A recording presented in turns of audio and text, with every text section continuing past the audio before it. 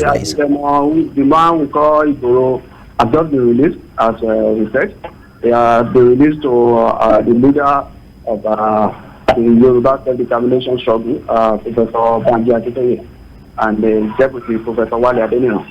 To speak to you, Igboho will be sleeping in his apartment in Cotonou, the capital, the commercial capital of the Republic tonight. And in the next 20 or 30 minutes, I'm going to release some photographs to the watch to show that Igboho is indeed a free man and he's an happy man.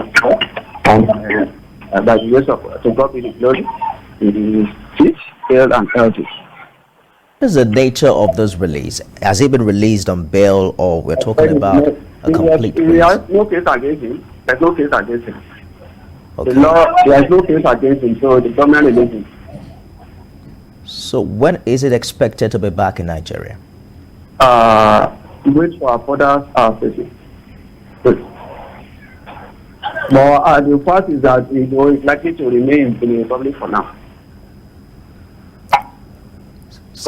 It's likely to remain in the Republic for now. But we will update you later.